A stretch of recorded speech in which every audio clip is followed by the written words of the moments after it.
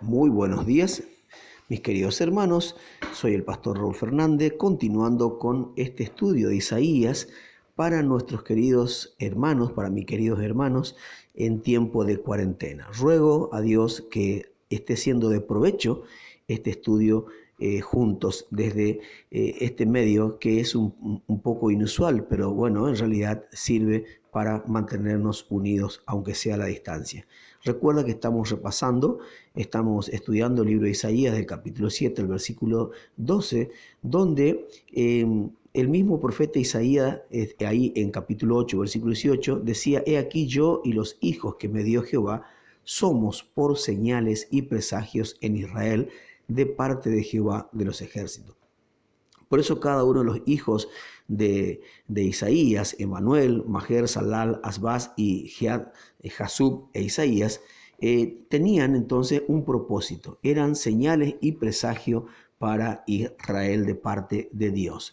Hoy vamos ya a observar a Sear Jasub, que significaba que allí había una promesa de misericordia, o sea, un remanente iba a volver por la misericordia de Dios, desde luego, como siempre. De Isaías capítulo 9, del versículo 1 al capítulo 11, versículo 16. Bueno, como dije anteriormente, el nombre significa de Sear Jasub, un remanente volverá, y el retorno del remanente judío a su tierra es el tema central en estos capítulos que estamos viendo. Capítulo 10, versículo 20, capítulo 11, versículo 11 y después luego el 16. Mis queridos hermanos, cuando Asiria conquistó el reino de Israel en el norte, o sea, Efraín, las 10 tribus, la nación nunca fue restaurada como tal, sino que se convirtió en lo que nosotros conocemos como Samaria. Después de la cautividad de Babilonia, te estoy recordando esto nomás, al pueblo de Judá se le concedió una nueva oportunidad para establecerse en la tierra, y por medio de ellos el Señor trajo el Mesías al mundo. Perdón. Entonces es importante que nosotros podamos observar lo que estamos leyendo día a día en la palabra de Dios. Si no hubiera regresado un remanente, los planes de Dios para redimir a un mundo perdido podrían haberse visto frustrados, ¿no? ¿Qué cosa tan grande dependían de lo que ocurriera con este pequeño remanente? ¿Qué había dicho el Señor? Bueno, el Señor había prometido un redentor, ¿no? Y hizo el siguiente anuncio: mas no habrá siempre oscuridad. El redentor vendrá y traerá al mundo la aurora de un nuevo día. Sabemos, mis queridos hermanos, que esta profecía se está refiriendo a Cristo debido a la forma en que es citada también en Mateo capítulo 4, versículo 13 al 15.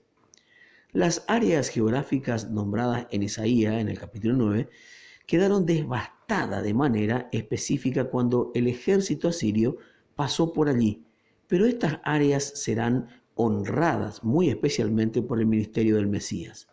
La procedencia de Jesús se identificada con Galilea de los gentiles, como nos muestra ahí en Mateo 4, capítulo 15, el versículo 15, y su ministerio de amor hacia la gente les trajo luz y gozo.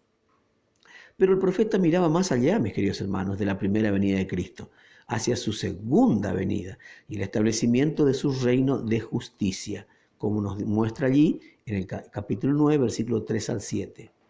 Allí, en lugar de proteger a un pequeño remanente, Dios ensancharía la nación. En vez de experimentar aflicción, el pueblo se regocijaría como segadores después de una gran cosecha, como soldados después de una gran victoria, o prisioneros de guerra después de ser libertados de su yugo de sujeción. Por supuesto, algo de esto ocurrió cuando su yugo de sujeción fueron derrotados por Dios cuando derrotó a Asiria y libró a Jerusalén. Pero el cumplimiento definitivo de esta promesa todavía se encuentra en el futuro. Todo material de uso militar será destruido, porque las naciones ya no se adiestrarán más para la guerra.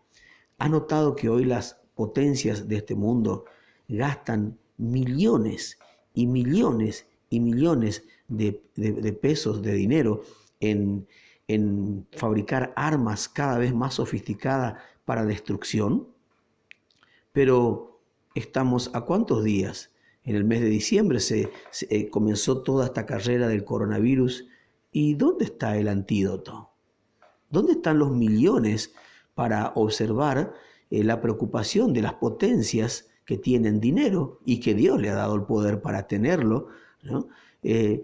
Para correr a elaborar un antídoto para este coronavirus en vez de gastar armas en armas para destrucción de la humanidad?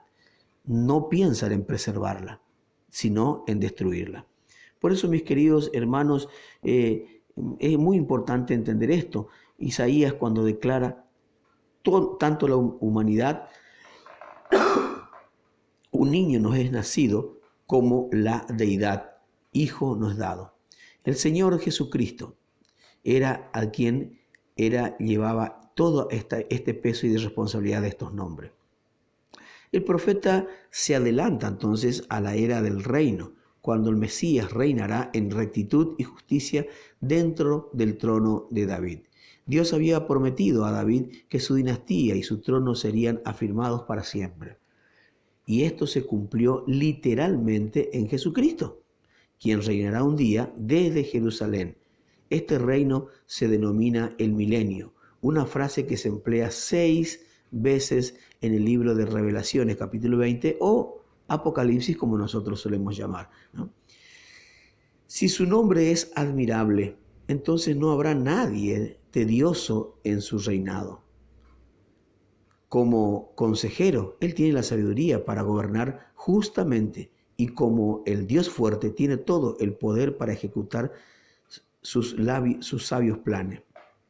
Padre eterno nos sugiere que el Hijo también es el Padre, porque cada persona de la deidad es distinta. Padre de la eternidad es una traducción más exacta. Entre los judíos, la palabra padre significa el que da origen o fuente. Por ejemplo, Satanás es el padre o el origen de la mentira, como nos muestra en Juan capítulo 8, versículo 44.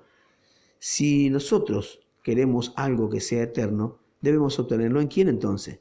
En Jesucristo, ¿verdad? Claro, Él es el Padre de la eternidad y de la única y absoluta verdad. ¿Estás buscando en Cristo en estos tiempos de crisis conocer la verdad? ¿Estás buscando de Él para que Él sacie esa sed que tienes y que no sabes cómo calmarla? Ya la has probado con distintas religiones, creencias, amuletos, rezos, peregrinaciones y no pasó nada, ¿cierto? Bueno, ven a Jesús entonces y aprópiate de esa bendición que trasciende para toda la eternidad. Bien, hasta aquí nomás, mis queridos hermanos. Seguimos para la próxima. Que Dios te bendiga.